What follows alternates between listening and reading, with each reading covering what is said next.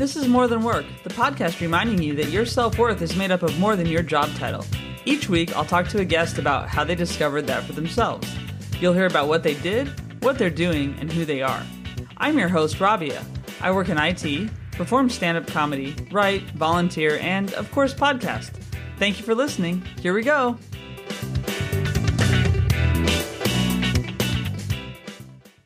Welcome back this week, everyone. So my guest is Chef Dennis. So thanks for being on, Dennis. Oh, it's my pleasure. Thanks so much for having me on your show today.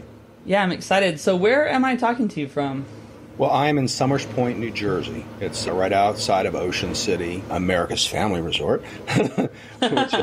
When we moved back, we did try to get a house in Ocean City, and it was one of those God's unanswered prayers kind of thing because my wife wanted it so bad, and it turned out this was the best thing for us, was right across the bridge. Because we have neighbors that we see. It's not people coming in every week. And we're on the water. We could have never afforded the water over there. Talking millions for those. So worked out really well. Yeah, so I'm in New Jersey. Never thought I'd come back. We moved 9 years ago to Florida. And my wife said when we crossed the border, the angels sang for me. I was a native Texan, and Florida was as close to Texas as I was going to get, I think. Yeah. And I'd love the blue sky, sunshine, and it just got so crowded. Everybody moving to Florida. Everybody. So we moved back up here, and we're going to winter there. I'm not stupid. Yeah, that's the thing. I lived in New York City for about 5 years, and a lot of people, like a lot of friends I made, their parents would do that. They'd winter down in Florida and then summer up in New York. And it was kind of a relief for everyone because they got a break from family too, so it's kind of nice. Good for everybody. Mental health. Yeah, exactly. Cool. Well, you're Chef Dennis. I mean, that's what people know you as from Ask Chef Dennis, from your website and from your YouTube channel and everything. So you're doing this now. You're a personality who's teaching people how to cook. But before that, how did you get to where you are now? And then we'll talk about what you're doing now. But how did you start out? Well, I didn't. I always liked to cook because I like to eat. And I equated that at an early age, that me being able to make my own food meant that I got to eat more often. And I was a big fan of that. My early inspiration was Graham Kerr. And he was just this flashy Aussie, or I don't know if he was Aussie or New Zealand, but he wear the ascot, the scarf, and he would come out and he drank a lot. He did. And he loved butter and he loved cream. And that was kind of something that I carried with me throughout my life in cooking. And at one time, he was listed as the most dangerous man in America by the American Heart Association because of all the butter and cream. I have since, as we all do as we get older, cut back on some of those things because, we want to live longer at the time. But Graham Kerr really he implanted this memory of how amazing it was to make people happy with food. Because he'd bring them down from the audience, and people would literally moan, and the faces they would make when they tasted what he cooked. And I never really had any other artistic ability that shone. And that was the one thing I could do that I could be creative at, and I could create things. So, that, again, I always say they go back to that, that early memory imprinted, and all the different things I tried throughout my life to be good at and to be happy at. Nothing ever really resonated until I got in the kitchen and started cooking. Yeah. And I started as a prep person in a restaurant, and I watched everything that the chefs were doing, because I did not want to be in that corner of the prep person. For me, that was like, there's no fun here. There's no action here. I'm passing food to the people that are making it. And during the season, I would jump in the corner every chance I got when the boss wasn't there, because the one main other chef didn't like to cook. He was a CIA graduate. He was amazing at everything else, but that wasn't the part of the restaurant business he enjoyed. He enjoyed every other aspect of it. So he saw that I kind of knew what I was doing, and that meant he could get his work done in the back and not have to come up every time to make a dinner. When we were slow, this was only the slow times. And I started learning how to make everything. And I just kept working at it all summer. And end of the season, the owner was looking for a new property, and he got stung by like 18 wasp, bees. I don't know what stung him, but they had to shoot him full of drugs to keep him from going into shock. And this was Labor Day weekend, the busiest day at the Jersey Shore. I walk in, and the other chef goes, "Guess who's cooking tonight, cuz?" And I said, "Who?" He goes, "You are." Cool. Okay. It didn't faze me, didn't scare me. Well, not that I let on. And I got through that night pretty much flawless, and I escalated my apprenticeship in the kitchen pretty quickly. And, I spent the next few years still learning the trade and learning everything. But I was the guy in the corner now. I could be trusted. So that's really what kind of fueled and started me cooking. And then, over the years, I actually stayed with that family on and off. They were my safe zone. Every time I left a restaurant or I just needed to get my head on straight, I would call them and say, you need anybody for a while?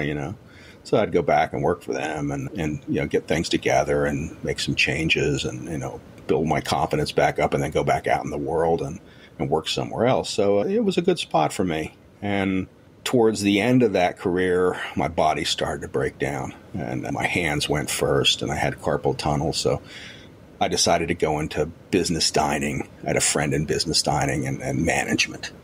And that didn't last a whole long time because I just couldn't sit in the office while the food looked like it wasn't as up to my standards. I'm a Virgo, so I'm a perfectionist, and I expect people to work at the level that I work at, which is unrealistic, but for me anyway. So I would end up back in the kitchen. And then I had another carpal tunnel surgery. And I went back in the office. And then actually they sent me to a school. That was my last job. And the food was horrible. It was school food. Yeah. And I couldn't take it anymore. I was going stir crazy in the office. We didn't have that many video games on the computer at that point that I could just play those. So I started cooking again, and it ended up being like a made-for-TV movie. It was an all-girls Catholic high school. They loved me. They painted a mural of me on the wall. They were like, they were so thrilled that they were getting this crazy good food rather than, simple cafeteria food. Mm-hmm. And a few years into it, I decided that I needed to start training my own staff. And that's when I became a blogger. I started a culinary program at the school and started teaching girls, how to, and I wasn't trying to make chefs. I was just trying to teach them that, food, it's not rocket science. You can make food easy, and this is how we do it. Well, let's just go in and walk in, and what do you want to make today? Let's grab some of this, and this, and throw it together, and teach them how to work with food. And that's been my philosophy with my blog. But I started blogging as a resource for them. None of them wanted to go there. They wanted to come see me all the time. But I started getting some readers and started spreading out, and then I found some organizations, and I kind of got spread out more worldwide. And not a large following, but I was reaching the whole world. I think I forget how many countries I was in. I was missing Greenland and a country in Africa. That was at one point. That was it. That was it. I'm going, does anybody know anybody in Greenland? My blogging started changing direction, and it was like, this is something I can do when I retire. My body finally gave out, and I retired early, and we moved to Florida. And I had all this extra time, so then I really started working harder at it and doing more and stayed up on everything. Google Hangouts was a big thing back then, and Google was a love-hate relationship. Either you loved it or you hated it. I loved it. I drank the Kool-Aid early on. And that was something that, again, got me up into view because I was using the Hangouts the way they wanted to. We actually had phone conversations every other week with Google. It was like, this is crazy. And they rewarded me by putting me on the follow list with Martha Stewart, Rachel Ray, Emeril Lagasse, Anthony Bourdain, and here's Chef Dennis. I'm like, I don't know how the hell this happened. So that got me. I had over 1 million followers on Google at the time they closed it. But that taught me a lot about the business. Made me comfortable talking to, I started doing conferences, speaking at conferences, and just kept working my end game. And I was doing very good, very happy with business. And then the pandemic hit and things went crazy. People were all cooking at home. I would say the pandemic was very, very good to me. I didn't get COVID, and my business tripled. So it was a really good thing. I just love what I do. I wake up in the morning and try and figure out how I'm going to make more money today, or how I'm going to share recipes, and how I'm going to teach people, that they can cook at home. You really can. It's not that difficult. So So, like, starting from basically back when you started cooking, did you go to college or did you just decide to go straight into restaurants, or what brought you in, like, how old were you when you started that first job as a prep cook? I was in my late 20s. I had bounced around. I went to college right out of high school, which was not the right thing for me. I was not ready. I was studying business. So that did give me some insight to the business world. Then I dropped out. It wasn't for me. I was a musician. I was writing the jingles for a while. I was playing in bands. Then I went and became a carpenter. My father-in-law was a master carpenter, and he was trying to teach me the trade. And he was a good guy. Worked with him, built houses, did all kinds of things, and just was never, really happy. I was okay at what I did, but it wasn't anything I excelled at. And then I was actually flipping. I started my life in the kitchen at 12 in a hamburger joint, and I became the manager at age 13 because I was an overachiever at that point, which was crazy, So I went to work for a company called Geno's. The guy that had worked at this hamburger place was there, and he got me a job there. So I was a manager there, and I was the golden child for a while. And then I always had like a 4-year shelf life. After 4 years, people weren't as thrilled with me anymore because they're rather obnoxious. So I was still really good at what I did, but I was too obnoxious for them to have around. So I left there, and my mom had been a charge nurse at a nursing home, and they needed a food service director. I went there and revolutionized the kitchen there. I had a really incredible person I was working with as the head dietitian. She had been everywhere and taught me a lot. She really taught. And that's when I went back to school, and I got my degree in food science, associates. And so when I went to the restaurant, I had that behind me. I had some knowledge of how to run the business end of it to a degree, but the kitchen, how to run a kitchen. The nursing home kitchen, but not a professional restaurant kitchen. Right. So that's when I began what I refer to as my apprenticeship with them. It wasn't official, but, they abused me for a few years. I worked for them. I learned a lot. I went and opened a new restaurant with them, but I was part-time. I only worked 35 hours a week. That's what they used to say. I was part-time, but I'd cook every night on the line and just really started appreciating the whole routine. And then that kind of got me ready to go out on my own. And I opened a restaurant with some other people and then just moved around the industry. But I would always come back to them for every now and then go back out and come back. But no real formal training other than I read everything I could get a hold of. One restaurant I opened, the guy said he wanted it to be real Italian. So I had the county library system ordering every book they could find. And when I got ready to open it, it was too Italian. He didn't know what half the stuff was because he was an American Italian. Yeah. Not an Italian, and I'm cooking this regional stuff. He didn't know how to pronounce it, Yeah. So we scaled that back a little bit, but that taught me a lot too. So I carried a lot of that through, and I would kind of Americanize regional dishes to make them more palatable. Because honestly, Americans, if you go to Italy, it's not going to be what you expect. You're in London, so you understand that. Because London has more real Italian food. Yeah. But over here, it's Italian-American. It's all been adapted.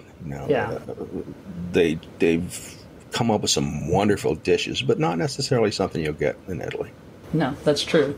So and it sounds like you just kind of knew early on too, just about adapting things to make them more palatable, but also like easier for people to comprehend in a way as a dish, right? So which probably is translated to what you're doing now with the videos, like with your YouTube channel and stuff like that. Looking at that, though, it sounds like you started out in a pretty creative career with music, of course, and then even with the carpentry, there's still, it's an art, in my opinion, like building things well. So do you feel like the food is just an extension of you being creative, too? Yeah, I do, and it's the one thing that I feel that I have, not that I've reached the pinnacle, but I feel that it's my best creative outlet. I had an early teacher early on before I really got into the kitchen that showed me how to make some things. And she had told me, she said, call me Sonny Boy. She said, Sonny Boy, you have to learn to listen to the food.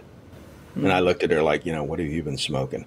And it was like, no, it's just if you listen, if you look, if you let all your senses open up while you're creating something, it'll speak to you in a way, and it'll tell you what it needs or what it wants to make this dish really good, what it's missing.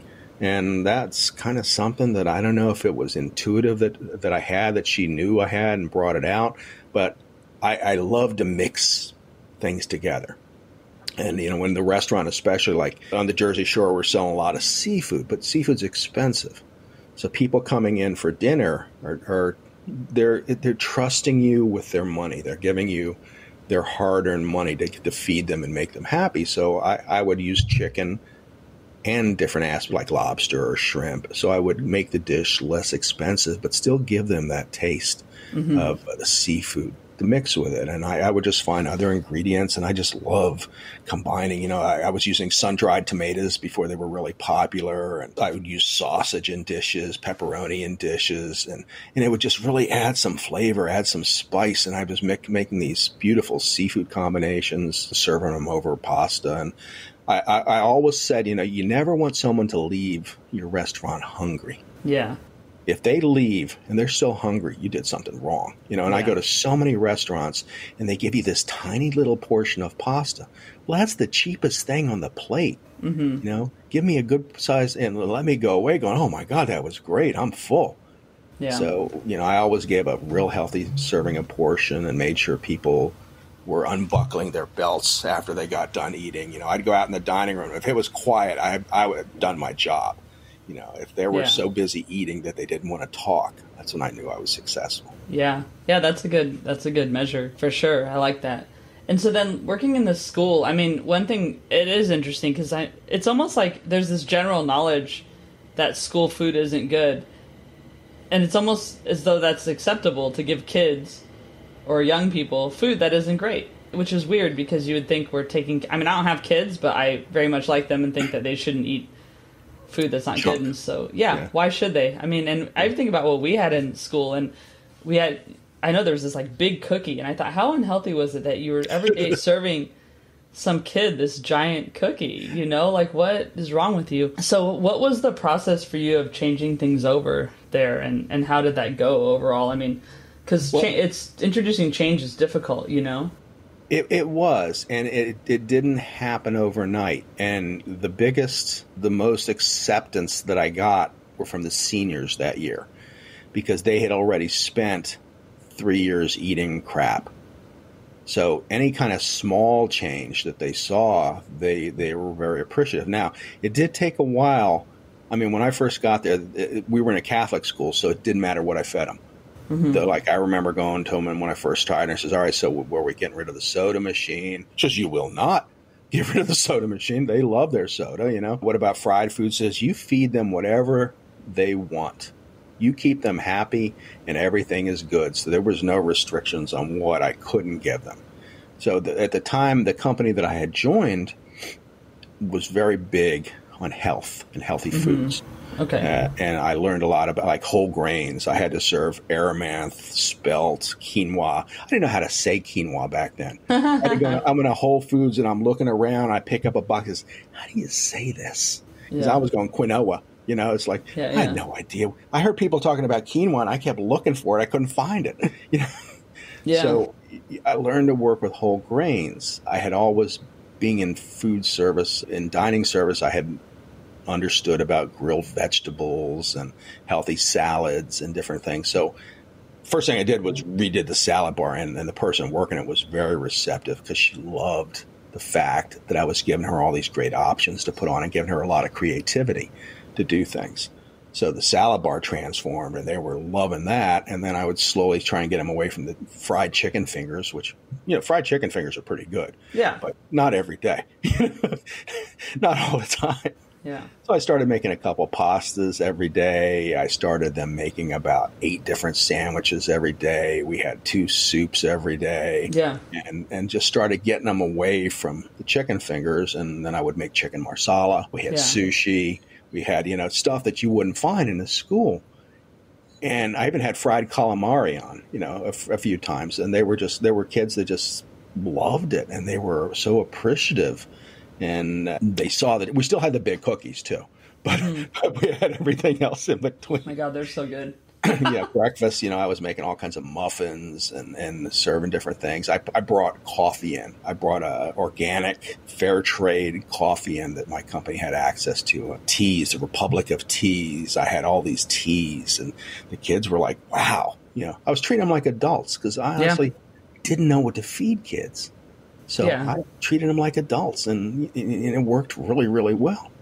Yeah, no, that's awesome. And I mean, kids, I don't know. Some adults act like children. You know what I mean? But kids, so it's like kids. I don't know. It's if you kind of treat them like people and with respect, and maybe it's just because I don't have them. I think I just treat them differently anyway. You know what I mean? Because I don't have to parent them, so I can just be like, "Hey, what's up? What do you want to eat? You want real food?" No, that's really great. And so then looking at basically all the stuff you're producing now, so you do your blog, you do videos on YouTube, and you also do stuff about travel. So how's all that like evolved now? As you said, from when the kids, it was more to teach people you knew, now it's to teach anyone. So how's that evolved, and what's your kind of, who should go visit your site and your blog and everything now? Well, I've used all my experience in the restaurant. I've been in cooking in restaurants or dining services for longer than I care to remember at this point. But, all the dishes I created, all the dishes I cooked, I watch people constantly. I read constantly. I learn. So I have adapted these recipes, and they're all tested. They all work. A lot of them are ones that I have made thousands of times, that I know work. They're easy. My recipes are, I always call them restaurant style because it's stuff that you can make in a restaurant. Well, we have 10, 20 minutes tops to make you dinner, and I can't even spend that much time on each individual dinner because I've got all these dinners coming in. So there's stuff that isn't hard to make, number one, and doesn't take a lot of time. So this is what I pass on to people with my recipes. So if you want to kick your cooking at home up a bit, my recipes will definitely do that. What I also teach people is that recipes weren't written in stone. You can change them. Just because I say there should be mushrooms in the dish, if you don't like mushrooms, leave them out. It's okay. It might change a little bit of the flavor, but if you don't like mushrooms, to you, not at all. It's going to actually be better. And I think the problem with a lot of people cooking is they trust these recipes or these chefs that tell them this is how it should be made. So they figure, well, I have to make it that way because they're knowledgeable. They really know what they're talking about. Well, yeah, but you're the one eating the dinner. And I'll say, should it have this? Well, yeah, it should, but it's your dinner. If you don't like it, leave it out. And part of the problem is people will go into the kitchen and they'll take these recipes. They're all proud. They're excited. They've got a recipe printed out. They've got the ingredients and they make it, but it's got something in it they don't like. Mm-hmm. It's got a flavor they don't like. So at the end of the process, when they sit down to eat, they go, well, it's good, but I don't like this. So they suck some of the joy out of them then. So the next time they don't have as much enthusiasm when they go in the kitchen. I don't like nutmeg. I don't put nutmeg in anything baked. But if you do, put it in. It's cool. It's it's no harm, no foul. So, make it so you like it. Because then when you sit down to eat that meal that you've worked hard to make, you're going to go, wow, this is good. And your family's going, I didn't know you knew how to cook. This is great. So you're all excited to get back in the kitchen now. Yeah. So this is what I try to teach people, and this is what I try to give people with my recipes, is this philosophy of cooking with foods you like to eat and knowing you can make substitutions. So anybody that really, even if you're good, you've been cooking for a long time and you love it, I have some really great recipes. Yeah. Well, and it's funny with the heat, like adding spice or whatever, because I definitely like hot sauce and I'm a big fan, but I did start trying the food before I put the hot sauce on, because I used to just grab it and be like, well, Cholula's going on this, and I'd have no idea what it even tastes like without. And so it's been interesting, but it is true too when you're making your own food. I mean, I live alone, so a lot of times if I make something, I'm going to eat it for 2 more meals. It has to be something I like, because when I make something I don't like it, I still have to eat it for the next 2 meals. Then it gets really tedious. Yeah. Are you familiar with Michael Pollan? Yeah.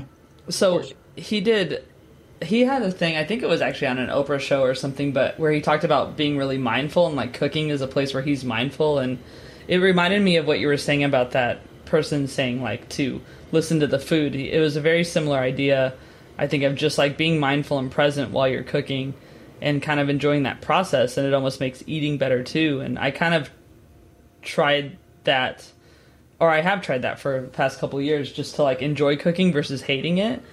And do you ever talk to people who say, well, I hate to cook? And have you ever delved into that with them and kind of... Oh, yeah. Yeah. You know, sometimes it's just something that not everybody is going to enjoy it. My mother did not like to cook, which is one of the reasons I cooked. Now, late in life, when she was living alone, she enjoyed the process. Mm-hmm. And I'm like, oh, my God. She goes, yeah, I'm having a good time. But when she was so busy working, she was a nurse. She worked all the time. She didn't like to cook. And my father was kind of a bland, he was English. My mom's Mexican. My father's English, was kind of a bland eater. So, I mean, that was one of the reasons, another reason I wanted to cook, because I said, this food is horrible. I actually sent her to the school to learn how to make spaghetti sauce, because she was using this thing called spatini, which was a packet of seasonings and tomato paste to make. I know, it was horrible. Even as little, I knew it was horrible. But yeah, you know, that's the problem. You don't like to cook because you've not had good experiences. Yeah. Okay, right away you tried it, you know, and either you just threw stuff in a pan without really knowing what you were doing, or you followed a recipe verbatim that had ingredients you didn't like. So I always tell people, let's start simple. Let's start when you're just trying to make something. You know, like my chicken marsala is real easy to make. I start with something that only has, 5 to 10 ingredients in it, something easy that you can make, that what do you like to eat? Do you like chicken parm? Let's make chicken parm. Everybody loves chicken parm. Yeah. But you get sucky ones when you go into restaurants. Yeah. So let's make something easy that you're gonna sit down and you're gonna go, wow, that was good. So yeah, people will tell me I just don't like to cook, and I'm going, why don't you like to cook? Oh, because it never comes out right. It's too hard. Well, you're using the wrong recipes. It takes too long. It shouldn't take more than 20 minutes. Mm-mm. A lot of my recipes, you can cook by the time you cook the pasta, if you're making pasta or rice or potatoes, the entree takes less time. Yeah, I agree. Now, if you want to make something a little more intricate, it'll take, an hour, or sometimes I slow cook things or braise them. That's going to take 3 hours, but you don't have to stand there and watch it. You put it in the oven, you set the timer, you come back, you pull it out. So, it's nothing that requires a lot of work, but you can start to have fun with it, and you can start to bring people in the kitchen with you, and you can have them cutting vegetables with you. You can talk. It's like you said, it should be a happy time. And making the time in the kitchen happy is the whole difference in making you happy when you eat food and letting you enjoy the experience. Like you said, be in the moment, enjoy the experience, have a glass of wine or have sparkling cider, have something, get your family involved and talk and bond, because we bond over food. Mm-hmm. We can sit down. My wife's a prime example. We're in Germany and I'm taking pictures and I turn around and can't find her. Well, she's sitting at a table with a bunch of Germans having a good time. I'm like, you don't speak German. How the hell's this happening? But she's very gregarious and outgoing, and she'll wave and they'll wave her over, and, they're trying to communicate. But food does that. Food does that. Food and drinking does that. Brings you together. We're laughing and having a good time. Yeah. Not knowing each other's language that well. So, you can do that even more at home. Oh, for sure. I find like a lot of times you end up in the kitchen at a party or whatever. You just end up in the kitchen anyway. So people worry about what to do with the other rooms. Like, don't do anything. Just have the kitchen ready for everyone to stand around, People gravitate to the kitchen. That's why I like the place we got now. Kitchen's small, but I have this huge island that opens to the living room. It's a condo. So it's set up a little different. So, that's to me, it's important. All right, I have a gathering place right here and I can feed people. Yep. And Mario Balto used to have a show on, and I always wanted to do a show like that where he would invite people in and he'd make it, and they were sitting on the other side of the island talking to him while he cooked. And he would serve them. For me, that would be like the epitome of just having a good time, fun. talking to people while I'm making stuff and showing them and teaching them. I think that's why I enjoyed the teaching aspect of it, was because I got to share the enthusiasm with people. And that's what I try to do again with my recipes, share some of the enthusiasm. Yeah, that's awesome. So what do you do besides cooking that kind of brings you joy or that gives you balance? Because sometimes I'm sure it is work. I mean, even if you're having fun doing it, it's still work. Yeah, it is. And I spend a lot of time on social media, and I need a break from that. So I read a lot. I always enjoyed reading, but it got to the point where I had so many paperback books in the house, I almost stopped reading because I was just accumulating too many books. And I had slowed up, and my wife bought me a Kindle, years ago. And all of a sudden, I became voracious again. I was reading constantly. And I still do that now. I have Kindle Unlimited, so I get all these books for free, and I read books that probably I normally wouldn't. Yeah. I listen to music. I listen to music all the time while I'm working, unless I'm writing, then I have to have quiet while I'm writing. But that, and I love to travel. I became the accidental travel blogger. Yeah. People were saying. A friend sent me to this travel opportunity, and I says, I'm not a travel blogger. She says, just apply. So I did, and I got the not a great room because I was the last one they accepted, but they had put in these 9-foot sliding glass doors that opened to the Atlantic Ocean. We were on the beach, so I'm up there in this kind of crappy room, but they hadn't got to that floor yet. I'm looking out at the ocean and going, I can do this. I get this. If I write about it, people are going to send me places. Yeah. And that worked out. And I was getting sent all over Europe, traveling and writing about it because I had such a large following on my food side of the business. Right. And then I became a culinary travel blogger. So I would write, I had someone call me out one time. He goes, he visited 6 UNESCO sites and didn't talk about them. He talked about the food. And I'm like, yeah. That's what I'm doing. UNESCO sites, what was there? So they want to know what they're going to eat and where they can drink. It's like, okay, thank you for the complaint, Yeah. Great. We finish it with, this stuff does make me hungry, though. Yeah, it's like, okay, job done. Okay, you weren't going to eat granite or whatever, Yeah. Oh, that's great. That's great. So one thing I like to ask everybody is, do you have any advice or mantra that you just want to share with people? Well, yeah, just to remember that you learn from failure. Not everything I did was successful, and not everything I did the first time worked. So you never see success unless you fail first in any kind of business. But, if you wanted to be a blogger or a chef or, you have to be able to work through the failures. It's, the strength, you're not strong because you never fail. You're strong because you fail and you try again. So, that's the whole thing. When I was in high school, there was a poem my wrestling coach had given me. And goes, if you think you are beaten, you are. If you think you dare not, you don't. And that's the truth. You just have to try it until you get it right, and just keep working at it and try to be happy at what you're doing. Yeah. Oh, that's great. That's cool. My nephew plays sports. He's really a good baseball player, but I think I see how important the coaches are, so it's good that resonated with you for this long.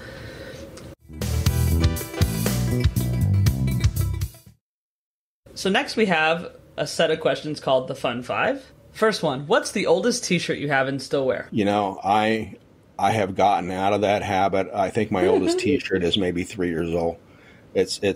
I used to keep them, and they were pretty much just to look at. I'm a messy eater. I know that might be hard to believe, but I'm a messy eater, so I stain my shirts so they get recycled. If I can't keep the spots off of them, they go away, and I just buy new t-shirts. Fair. Well, yeah, and especially before when you were using all the butter, that will create really difficult. Oh, yeah, my wife gets everything on the floor or on the table, and I get everything on me.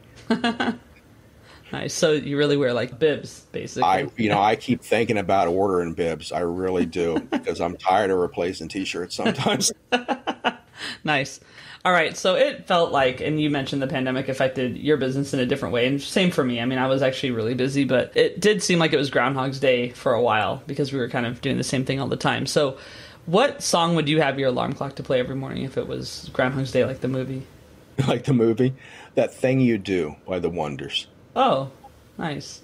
I love that song. If we were going old school, I might say Happy Together by the Turtles, but that's going way, way, way back. But I was trying to think of that, and I thought, I love that song. It's so upbeat. And that would be a good Groundhog Day song to start the day. Yeah. Yeah, that's cool. All right. And coffee or tea or neither? Oh, coffee. Coffee. Black coffee, lots of it. Don't dilute it and give it to me. One of the problems I had with coffee was all my life being in food service, coffee's hot. Coffee is hot. Yeah. And I would buy these coffee makers, and the coffee's like 185 degrees. He goes, well, it's lukewarm. I want 205-degree coffee. So definitely black. And I have gone off of all caffeine to half calf.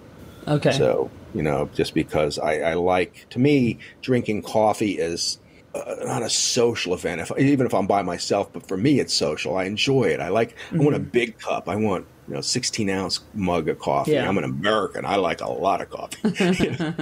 One of my problems with traveling with Europe was I like espresso, but these little bitty cups, and you drink it and you're done. I'm like, well, that didn't take any time. Yeah, and if you drink more than one of those, I mean, I definitely sometimes do feel the coffee, I go, okay, I had a little bit too much, and I get it. Yeah, it's like there was a movie with Jim Carrey that he had a Red Bull, and he goes, I had a Red Bull. Did you have a Red Bull? I had a Red Bull. Red Bull was good. I enjoy it. Well, that's even with, sorry. It's okay. That's even with beer. So I see these beers that are 10% or something, and I'm like, that's not, at some point, that's not sustainable. So I like a 4.5% that I can enjoy for a while, because once I get over 5, it just starts to get to be an antisocial beer, where it's like... Yeah. Oh, some of them are so good, but that's like, I can't drink like that all the time. No. No, it's not sustainable. I am one beer and I'm going home. See you guys. Yeah, different conversation, basically. Yeah. Oh. All right, so can you think of something that just makes you crack up, or like a time-lapse already cried, or something like that? Oh, there's a comedian. He did pass away. His name was John Pignette. Okay. And he used to do these routines. He was a large man, and he was so funny, but he would talk about going to McDonald's. And he goes, you stand behind people, and they get up to the front of the line. They go, let's see, what will I have? He goes, they haven't changed our menu in 30 years. Yeah. I can read it to you back to front to back. He goes, get out of line. Every time he would say, get out of line. Oh, I would just howl, because I lived that. You see people, and he goes, really? You waited till now? But yeah, he was just. I love all comedy. Again, it's a release, but there's certain comedians that just make me howl, and I think the movie that does it the most, or did it the most, was called Weekend at Bernie's. It's I almost peed myself in the movie theater laughing so hard. It was just so funny. Yeah, that one's a wild one. Well, like Louis, Louis Anderson too. Which I don't know. I'm a comic on the side, so I watched some of the latest stuff he had done, and it was so brilliant. But he had that kind of delivery too. That was really great, and he would talk about his weight and stuff, which was just beautifully done. I miss him for sure. Yeah, John Pignette, we used to talk about his friends thinking it was a good idea to take him skiing. And he talks through it's just hysterical. It's just, and again, the death march through Disney, just the different things that are just so relatable. But and I think that's what it is. It's relatable humor is what because we're almost laughing at ourselves when we're laughing with them. Yeah, for sure. Okay, so the last of the fun 5, who inspires you right now? I gather inspiration from so many different places. I would not say there's any one person that I have ever locked on to as I wish I could be like them, as more or less I try to gather inspiration from what I eat at restaurants, from what I read about. I would say my greatest source of inspiration are food magazines. I actually have, I got a subscription. I got tired of buying them and having stacks of these beautiful magazines that are just getting wasted. I love Australian food magazines and British ones too. Ones in the States, a lot of them suck. All these old Bon Appetit and Gourmet. I want Delicious, Good Food. All these different magazines. So, but I have a subscription with a online service, and I just look at the pictures pretty much. Yeah. And if I see something that I like, I do a screenshot of the picture, and then I'll go back later and try and figure out how to make it. Oh, that's cool. Like reverse engineer it, kind of. Yeah, that's it. And that's my thing with going out to eat. Like I'll see something on the menu, so wow, this sounds really good, and it'll come out, and I'll go, well, that's not what I expected. Yeah. So then I'll, again, make it the way I thought it should be. So that's kind of where I gather inspiration from meals that I eat out. And then again, just I like, very visual. Yeah. Very visual. And I try to do that with my blog too, because I know if I'm visual, people all the time go, oh, pretty picture, that looks nice, kind of a thing. Nice. Cool. Well, how do you want people to find you, or where should they go to find you? It's really easy. I am AskChefDennis.com, and across social media, Instagram, Facebook, Twitter, Pinterest, LinkedIn, YouTube, I'm Ask Chef Dennis. So it's really easy. If you Google Ask Chef Dennis, I'll fill quite a few pages. Nice. That's good. That's some good SEO. All right. Well, Chef Dennis, thank you so much. It's been a real pleasure to chat with you today. Thank you. Oh, it was great to be on your show. I enjoyed our talk. Thanks for listening. You can learn more about the guest and what was talked about in the show notes.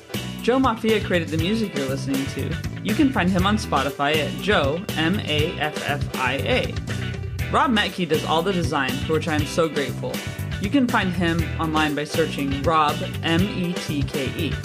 Please leave a review if you like the show, and get in touch if you have feedback or guest ideas.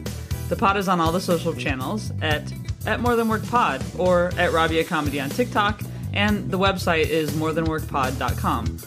While being kind to others, don't forget to be kind to yourself.